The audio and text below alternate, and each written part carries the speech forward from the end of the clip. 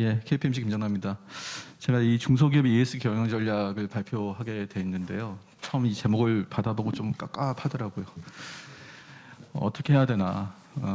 저도 2000년 초반에 저희 이제 산업부 주도로 해서 지금하고 비슷한 사항을 타개한 경험이 있습니다. 그게 뭐냐면 대중소 그린 파트너십이라고 하는 게 있는데요.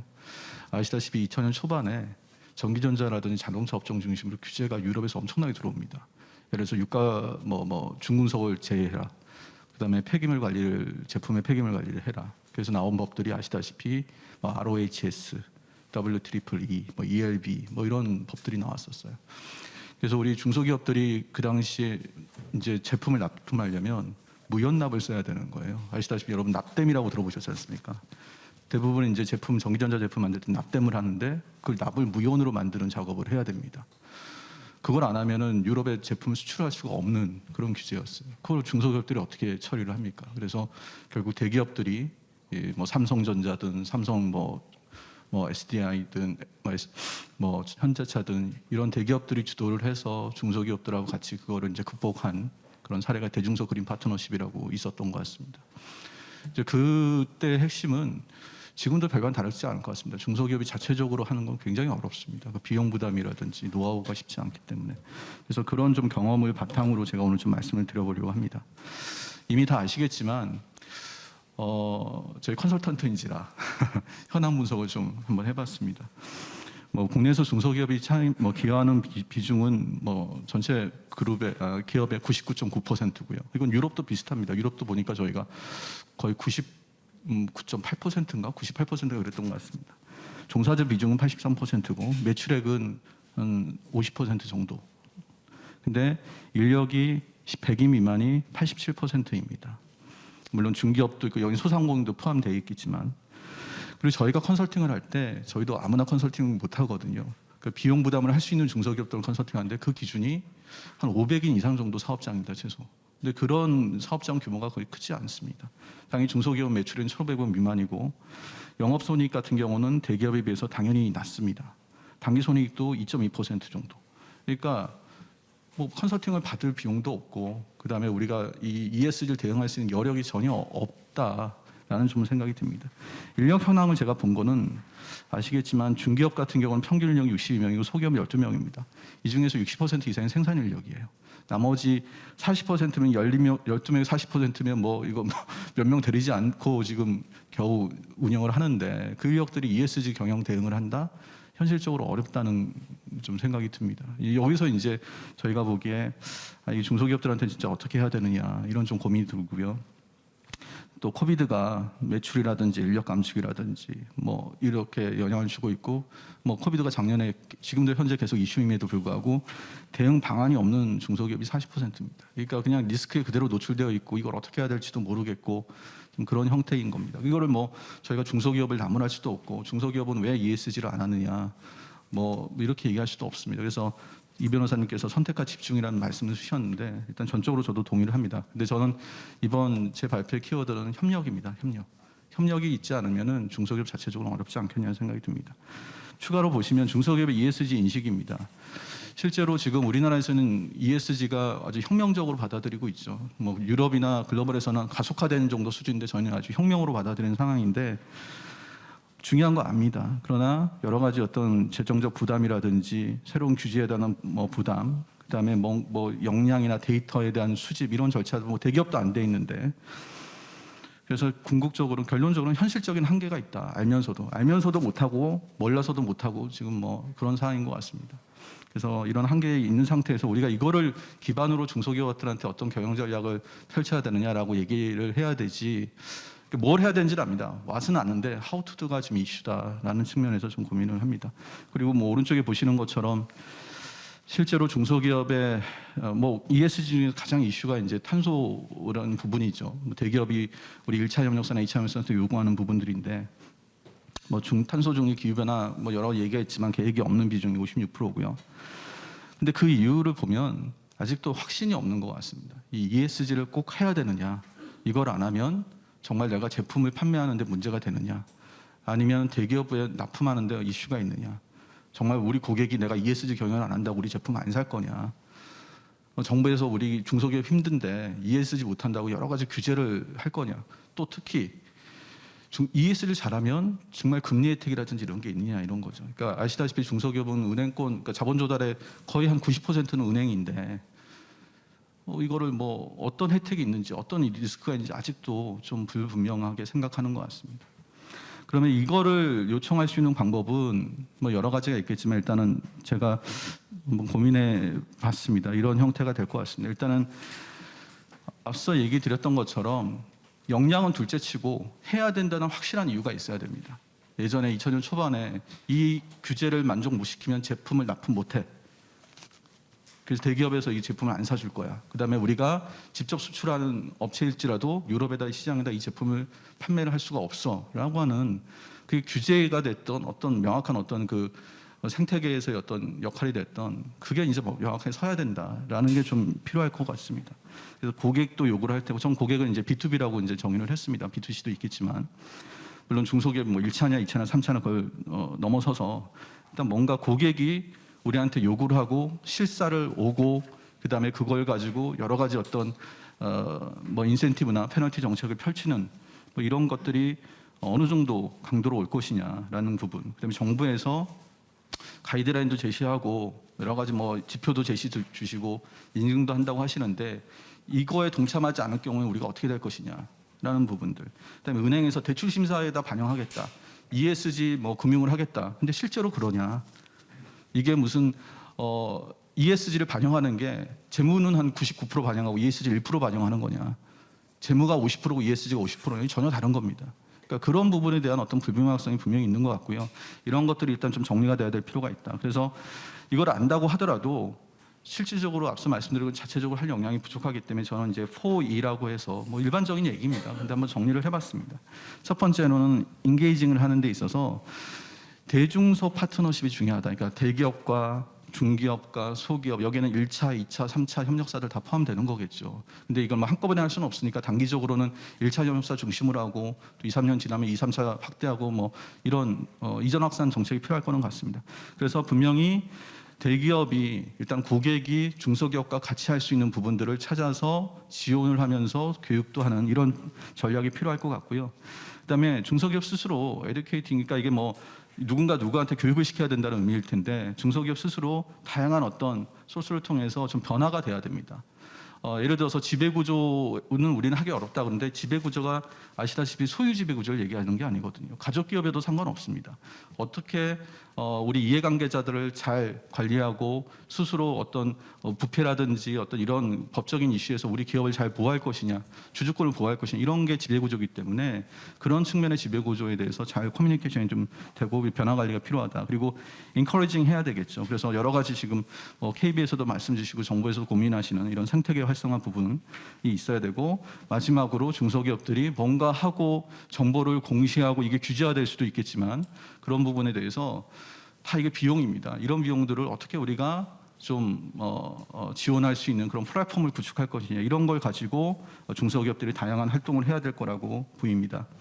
하나하나 이렇게 보시면 먼저 이제 인게이징 부분인데요. 제가 바로 그냥 사례를 넣어드렸는데 앞서 말씀드렸던 것처럼 대기업이 우리 중소기업한테 또는 고객 B2B 고객이 중소기업한테 가서 실사하고 진단하고 못하면 페널티 주고 이렇게 하지는 않거든요. 여러 가지로 도와주고 가이드도 주고 또 가장 중요한 뭘 해야 되냐보다 왜 해야 되는 근거가 사실은 고객입니다. 고객. 이거 안 하면 납품 못한다 그러면 하는 거거든요. 이게 먼저 선행되지 않고서는 왜 해야 되느냐? 다 비용이고 웨이스트예요.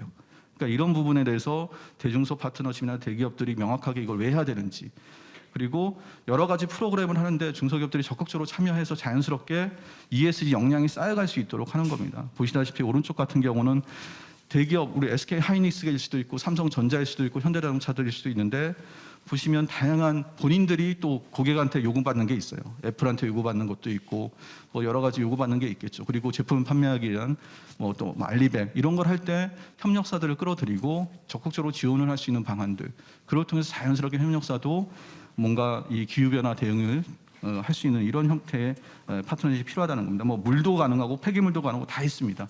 이런 프로그램들을 일단 대기업 먼저 좀 잘 관리를 하는 게 결국 중소기업들한테 영향을 주는 것이다라는 것이고요. 또 하나는 요즘 대기업들이 가장 고민하는 부분들이 협력사 관리입니다, 실제로.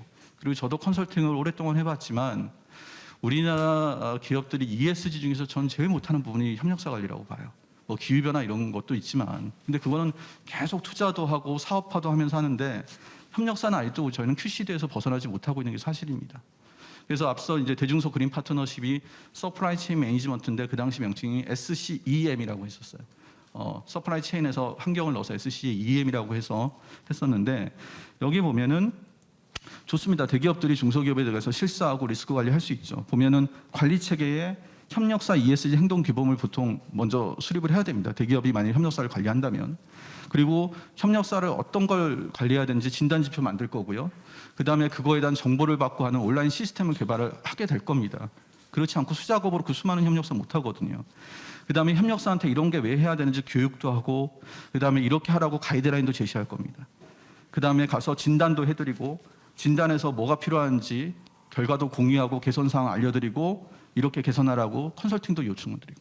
그러니까 대기업이 하는 이 형태가 결과적으로는 중소기업한테 역량을 쌓아올리는 기본 역량이 되는 겁니다. 그러니까 중소기업이, 이게 대기업이 협력사한테 하는 행동이지만 중소기업 스스로 사실은 ESG를 한다면 관리해야 될 행동이거든요. 근데 이것들을 못합니다. 그러니까 대기업들이 협력사를 관리하는 게 뭔가 페널티가 아니고 같이 리스크 관리하고 같이 지속 가능하자라는 측면에서 저러한 어떤 나름대로 어떤 체계를 대기업이 협력사 관리 체계로 구축한다면 자연스럽게 중소기업들도 혜택을 받을 수 있을 것이다라는 겁니다. 그래서 중소기업이 대기업에서 자꾸 ESG 관리한다는 것에 너무 부담 갖지 마시고 그걸 잘 활용하시면 자연스럽게 역량 향상에 도움이 되지 않겠나, 이런 생각이 듭니다.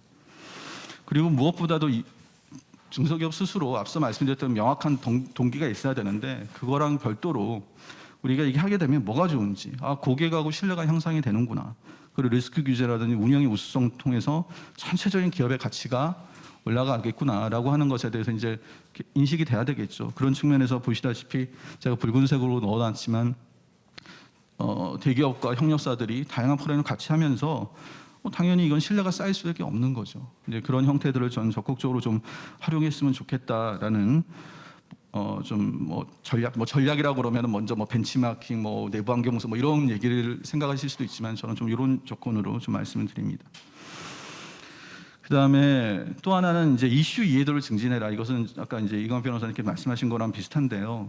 우리가 선택과 집중, 그러니까 모든 이슈를 다 대응하는 게 쉽지는 않을 수는 있습니다. 그러나 이 이슈들이 우리한테 어떤 의미가 있는지에 대한 것들이 좀 전달이 될 필요는 있을 것 같습니다. 우리 지금 KESG 지표를 개발하고 있는데 지표의 정의, 이 지표는 왜 관리해야 되냐면 다른 데서도 평가하고 있고 다른 데서 공시하라고 있다, 이걸 넘어서서 예를 들면 MSCI에서 나온 이 자료입니다. 저게 뭐냐면은 MSCI 평가가 굉장히 좋은 상위 그룹과 20% 그룹과 매우 안 좋은 하위 20%의 그룹의 상을 봤더니 MSCI를 그러니까 평가가 등급이 나오는 하위 20% 그룹은 상위 20%보다 공정 경쟁이나 기업 윤리에 대한 빈도가 4배 정도 높다는 겁니다. 그러니까 ESG 경영이 잘 안 됐을 때 공정 경쟁이나 기업 윤리에 대한 이런 이벤트가 한 4배 정도 높게 계속 발생을 하는 거예요. 그러니까 이게 계속 발생을 하면 결과적으로는 타격을 받을 수밖에 없는 거다. 그래서 저 부분에 대해서 어떤 이제 이슈가 있는지 얘기를 할 필요가 있고, 사실 수자원이나 유해 물질이나 탄소 배출 이런 부분들은 저기서 법적인 문제가 생기면 저건 기업 윤리에 연결이 되는 겁니다. 사실은 법적인 이슈에 해결이 되면. 그래서 이거는 그 수자원의 유해 물질은 저기서 얘기하는 건 법을 얘기를 하자는 게 아니고 저것들이 잘 관리되고 그렇게 되면은 저게 궁극적으로 장기적으로 기업의 어떤 가치에 도움이 되더라라고 하는 결과물입니다. 저거는. 그래서 저거는 법적 이슈다라고 이제 접근을 해서는 안 된다는 것이죠. 지금 중소기업이 법 어기겠습니까? 근데 거기서 뭘 더 관리해야 되느냐, 왜 해야 되느냐, 그런 의미 전달이 좀 돼야 될 필요가 있지 않나, 이런 좀 생각이 좀 듭니다.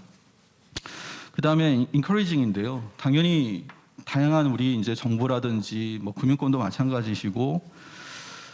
여러 가지 이제 ESG 지원 생태계들이 있다고 저는 생각이 듭니다. 그 안에 이제 지표나 가이드라인을 만드는 것도 있고, 뭔가 인증에 대한 지원을 하시는 것도 있고요. 또 대중소 파트너십 이런 부분도 분명히 있습니다. 그리고 인센티브 정책들도 있는데요. 결론은 그렇습니다. 이 다양한 어떤 지원 생태계가 부처마다 또는 어떤 조직마다 서로 이렇게 중복되고 혼합되면 사실은 어쨌든 부담입니다. 어쨌든 부담인 거예요. 그 중소기업 입장에서는. 그래서 이것들을 정부 뭐 그게 가능할지 또 어느 정도 될지는 모르겠지만 최대한 좀 연관되고 그러니까 이런 게 좀 높게끔 설계를 하는 게 좀 필요하다. 그게 이제 뭐 대안상에서 좀 중간에서 교통 정리를 해주시든지 하시는 입장도 필요하지 않겠나라는 생각이 듭니다. 도움을 드린다고 자꾸 이렇게 만들어내는 게 어쨌든 신경 쓸 게 늘어나는 거예요. 그러니까 평가 기관들이 설마 우리 기업들을 괴롭히겠다고 ESG 평가 이런 건 아니겠지 않습니까? 그런데 600개 ESG 평가 기관이 있고 1000여 개 ESG 공시 지표가 있는데 그게 다 부담인 것처럼 이런 부분에 대해서는 잘 좀 연계가 필요하다. 그리고 기존에 앞서 말씀드렸던 우리가 어떤 유럽의 규제를 대응하기 위해서 만들었던 대중도 그린 파트너십이나 여기의 경험들을 잘 저희가 좀 활용할 필요가 있겠고요. 그다음에 금융 정책이라든 여러 가지 인센티브가 있는데 실제 이거에 접근할 수 있는 중소기업에 얼마나 될 것인지 이 접근성 부분들, 그다음에 이게 진짜로 움직이는 건지. 예전에 저희가 저탄소 녹색 성장하면서 여러 가지 금융권에서 그 관련된 기금 만들고 펀드 만들었는데 실제로 사용된 게 없다고 하지 않습니까? 투자가 안 됐다고 합니다. 그 저탄소 녹색 성장하면서 만들었던 수많은 기금들이. 그래서 그런 부분에 대해서도 저희가 실효성도 한번 잘 고민을 해봐야 된다라는 부분입니다. 마지막으로 저는 이네이블링이라고 해서 어쨌든 우리가 여러 가지 정부에서 요구 하고 이렇게 하는 것들을 잘 이제 대응을 해서 이거 또 공시도 하고 데이터 관리도 하고 공개도 해야 되는데 고객도 요구하고 금융권도 요구하고 일반 이해관계자도 요구하고 정부에서도 달라고 하고 이게 굉장히 어렵습니다. 이걸 다 대응하기가. 그래서 뭔가 좀 정리된 플랫폼이 필요하다라는 의미입니다. 그래서 정부에서 요구하는 거, 또 고객에게서 요구하는 거, 금융기관에서 요구하는 것들을 좀 잘 정리를 해서 나름대로 중소기업의 공공 ESG 정보 플랫폼을 만들어 보는 것도 방법이겠다. 그래서 이거에 대해서 정보 이용자는 그러니까 중소기업들은 여기다가 여러 가지 정보를 넣는 거죠. 그러면은 보시다시피 데이터 관리 효율이나 정보를 공시하는데 공개하는데 비용도 절감하고 여러 가지 이해관계자들은 개별 대응하는 게 아니고 이 플랫폼에서 정보를 활용해서 대응할 수 있게끔 하는 겁니다. 그래서 규제 대응 역량도 향상이 되고 인증을 주거나 신용 등을 반영할 때도 활용할 수 있지 않겠나 생각이 드는데요. 실제로 이런 작업이 유럽에서 일어나고 있습니다. EU ESAP라고 해서요. 유러피안 싱글 어세스 포인트입니다. 즉 ESG 관련된 정보를 싱글 어세스를 하겠다는 겁니다. 하나의 데이터 플랫폼 속에서 거기를 들어가면 그 정보들이 전부 다 접근 가능할수록 하는 그런 형태라고 합니다. 그래서 보시면 이런 고민을 EU에서도 한 이유가 ESG 정보 생태계 이슈들이 여러 가지가 있었다고 분석을 한 겁니다. 그래서 EU 내에 국가가 다양하지만 자본시장도 다양할 겁니다. 예전에 동구권도 있을 테고 기존에 어떤 서방 세계도 있었을 텐데 이 자본시장의 성숙도가 다르기 때문에 거기에 있는 중소기업들이 접근성이 다른 거예요. 그러니까 자본시장이 발달되어 있는 영국이나 이런 데서는 중소기업들이 ESG를 했을 때 여러 가지 자본 접근성이 용이한데 그렇지 않은 국가에서는 ESG 열심히 한다고 해도 중소기업들이 그 혜택을 받을 수가 없는 거죠. 즉 투자자 노출도가 다르기 때문입니다. 자본시장의 성숙도에 따라서. 그래서 이런 것들을 좀 이거는 저희는 예를 들어서 대기업과 중소기업의 투자자 노출도가 다르다라고 이해를 하면서 생각할 수 있는 부분이고요. 또 하나는 아시다시피 대기업과 중소기업의 데이터 관리 역량 차이가 있는데 이것 때문에 아무리 실질적으로 활동은 잘한다고 해도 데이터 관리가 잘 안 돼서 금리의 혜택이라든지 여러 가지 인센티브를 못 받는 경우 이런 것들을 방지하고자 또는 좀 해결하고자 이런 어떤 통합 플랫폼을 만들었습니다. 그래서 지금 유럽에 알고 계시는 비재무정보공개지침이나 NFRD 지금 이제 또 개정이 되고 있지만 거기에서 나와 있는 ESG 관련된 공개 요소를 중심으로 어떤 데이터를 통합할 수 있는 DB화하는 그런 작업을 하고 있고요. 3분기 정도에 관련된 입법을 상정하겠다고 하고 목표나 기대 효과 같은 경우는 저희가 보면 정말 저대로만 된다면 굉장히 탐나는 그런 기대 효과들입니다. 다양한 ESG 정보를 좀 통합하고 지표도 통합해서 관리할 수 있고 다양한 정보 이용자들의 데이터 접근성도 용이하고요. 그다음에 데이터를 공개하는 비용도 절감이 되고 자발적 공시도 촉진할 수 있는 이러한 형태라고 합니다. 그래서 이런 부분들까지도 저희가 한번 고려를 해서 중소기업들의 ESG 경영을 좀 지원하고 협력하는 그런 방안들을 좀 고민을 해야 된다. 이 자체가 중소기업의 실제로 어떤 지표를 관리할 거냐, 이 지표 개선하는 데 무슨 노력을 할 거냐보다 중소기업이 진짜 ESG 경영을 어떤 식으로 접근하고 할 거냐에 대한 그런 전략적인 측면에서 제가 한번 말씀드려봤습니다. 예, 이상으로 마치겠습니다. 감사합니다.